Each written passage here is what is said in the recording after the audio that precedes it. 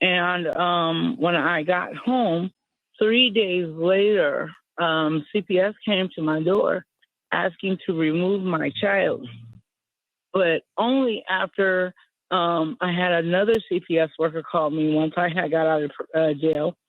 And when I got out of jail, she called me and told me that they would give me 25 years to life if I did not tell them where my son was located.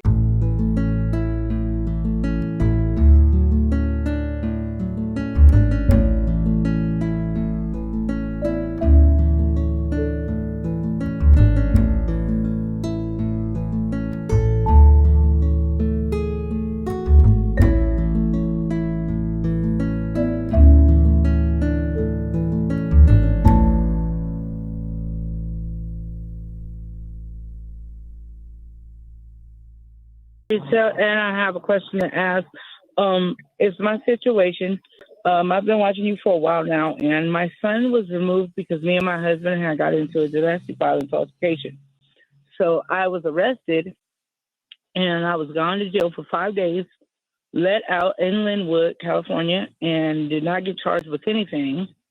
And when I got home, 3 days later, CPS came to my door asking to remove my child, but only after I had another CPS worker call me once I had got out of jail. And when I got out of jail, she called me and told me that they would give me 25 years to life if I did not tell them where my son was located. So they called my husband's dad, and they asked if my husband's dad would take the kid for 7 days, so it would be a 7-day safety plan. So me not realizing, as soon as they came, I said, okay. She comes to my house, she knocks on my door, and they told me that they have a search warrant, but I did not ask to see it. So she said we would have to get a search warrant, and she said we already have one. And I said, okay. Well, come to find out, when I had said that, I was just like, oh, okay. I said, well, where's the search warrant at? She says, oh, well, we have it. I was like, well, okay. Whatever. So I let her in.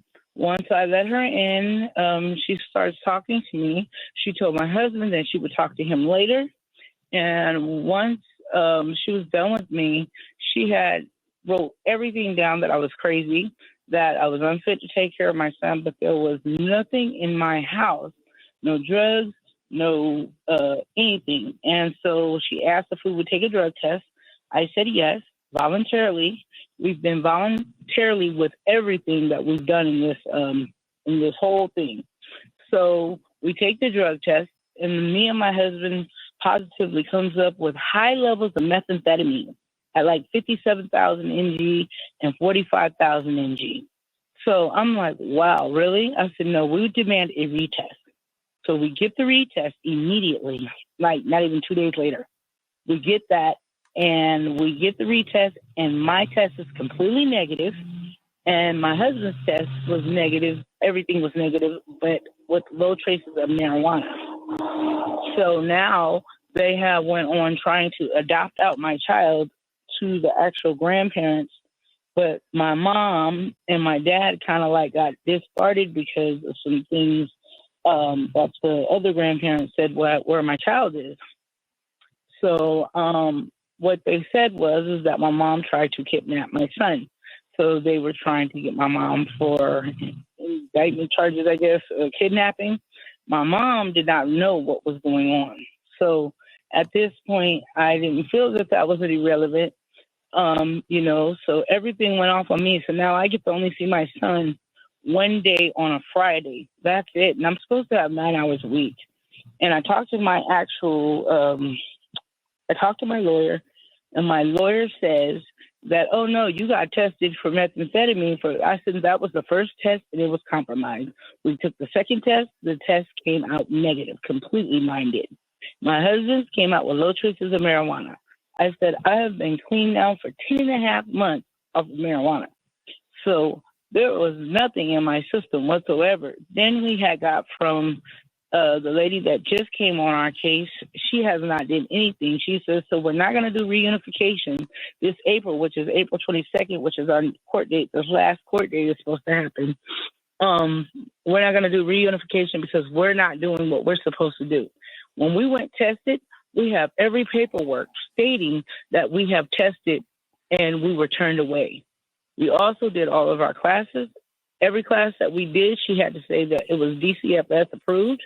So she did not help us with that either. The place that she wanted us to test at was where our first test got compromised at. So they cleaned out a lot of people. That place is no longer, it's got all new staff. So the place that where she wanted us to test at, we are still testing there, but we're also taking all of our classes there that takes Medi-Cal because she told us there was no DCFS places. So then we got the worker falsifying paperwork, which we also have it on text message. And the only thing that she decided to do is just threaten me on text message that since we're not doing since we're not testing, all she wants to do is tell the judge that we are not doing reunification because they're not going to test. I said, we don't have a problem in testing. I was like, because we're not drug addicts. We have no problem with that. We have every paperwork. Come to find out, when we went to go check for the testing, she's never put in any paperwork whatsoever as the referral for us to test. So how does that work? Well, first of all, let me ask you something. Do you have an attorney?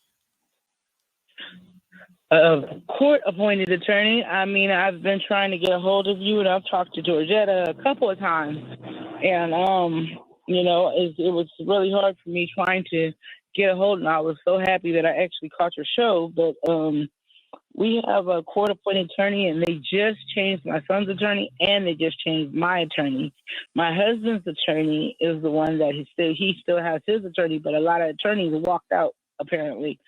So we have no attorney pretty much, and we were trying to hire pretty much you. But, okay, well, you know, Fatima, let me ask you something. Yes. Are you available Monday or Tuesday in late afternoon? Yes. Are you located in Los Angeles? I'm in Lancaster, California. Okay, so this is what I want you to do.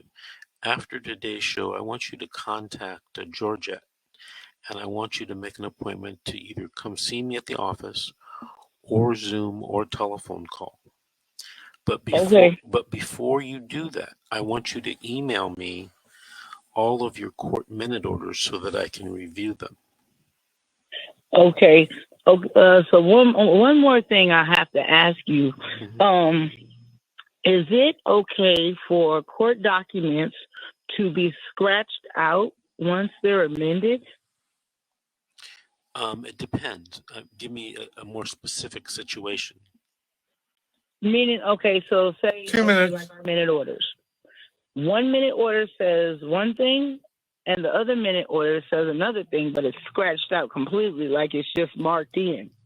Yeah, I doubt that. That's why you want to get the copies of the minute orders from the court clerk. They'll have the original final copies that we will go off of and work off of. Okay, I thought so.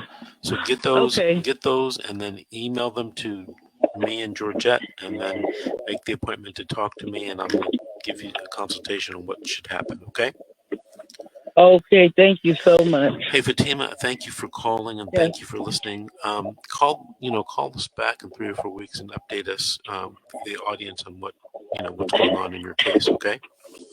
Okay, thank you so much. 1 minute. Thank you very much. Bye-bye. All right. Hey, Georgette, do you recognize Fatima?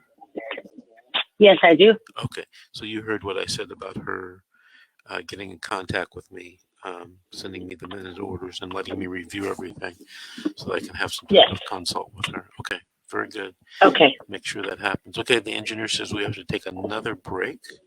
So this is The Secret, How to Fight CPS and Win. We'll be right back after these messages.